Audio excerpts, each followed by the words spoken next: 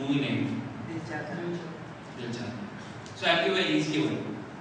Basanti, kutton ke samne mat naach. Does anyone not know this? So have you ever thought, why do we remember dialogues? We Indians love movies, we Indians love songs, we Indians love characters in movies. Have you ever thought, why do we love dialogues? Or why do we like dialogues? We probably end up liking the dialogues because either they are emotional about the dialogues or we face the same situation in life. For me, it is the same scenario. But most of the time, whenever I introduce myself, I end up in the same situation like Shah Rukh Khan in movie My Name is Khan. Shah Rukh Khan, whenever he went to any place in that movie, he said, "My name is Khan, I am not a terrorist." Likewise, whenever I introduce myself, I have to introduce myself like, "My name is Chidambar, I am not Chidambaram." Especially when I introduce myself to South Indians. I said, "Hello, my name is Chidambar." "Hi, how are you, Chidambaram?" This is not to say that Chidambaram is a terrorist. I am sorry if there are any Congress leaders. It is just to say that my name is Chidambar, I am not Chidambaram. That was a small trailer of my life. Moving on to the next part of my life. I was born in a place called Gawad, which is well known for traders. My mother is a housewife, my dad is a self-employed person. I have a younger brother and a younger sister. Like any hero's entry into the movie, even my entry into this world was a little dramatic. As soon as I was born, my dad assigned my uncle a task of sending a message to all my relatives about my birth. My uncle took this chance and took revenge on my dad, who himself being a prankster. He sent a message to all my relatives saying baby girl has been born. So all my relatives turned up from Mumbai, Kolkata, Chennai, thinking that they would give gifts and clothes to baby girl who was born in our family after 10 years. My dad had a tough job of explaining all the relatives how to turn a baby girl into a baby boy within a couple of days.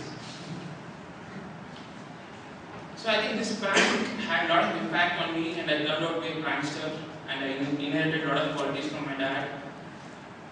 I gave a tough time to my parents during my early childhood days.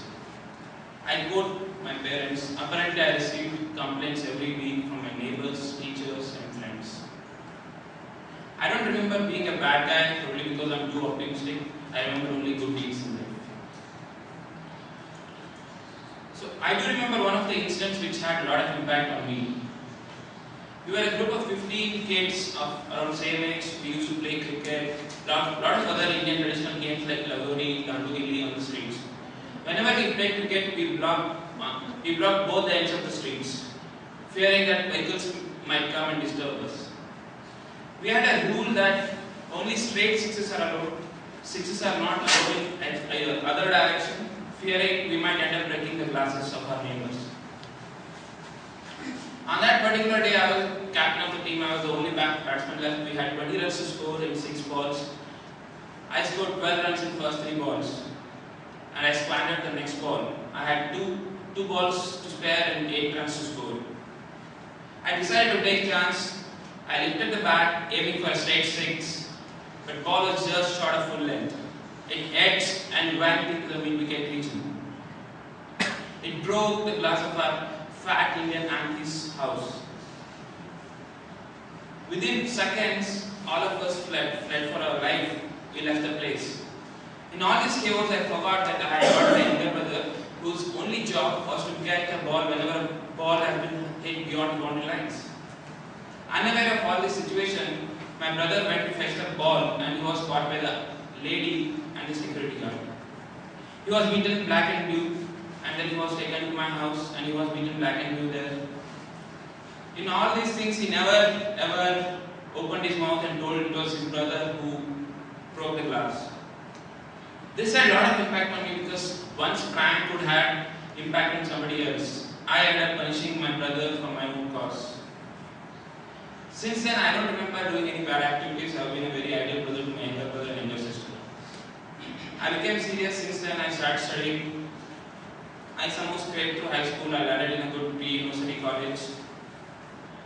I started studying very hard, thinking that I wanted to become an engineer. Fear of being an engineering got me.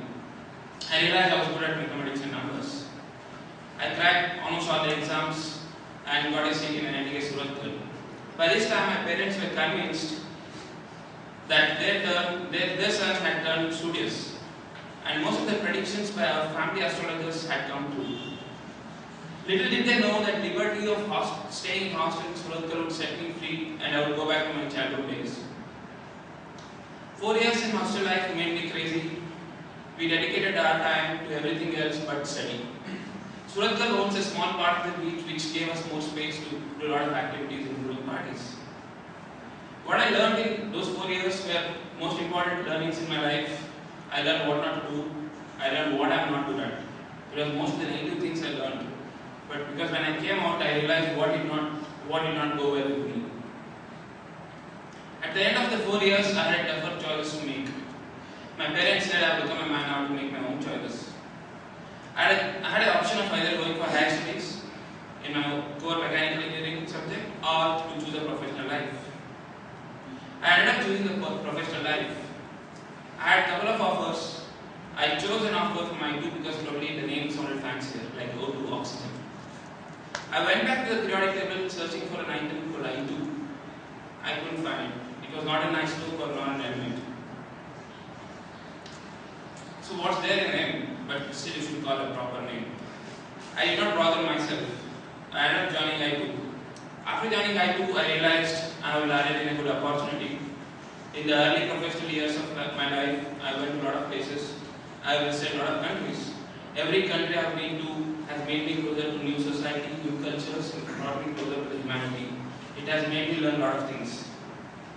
I did not know that being a vegetarian is a sin in China. I found out only after searching for vegetarian restaurants on the streets of Beijing.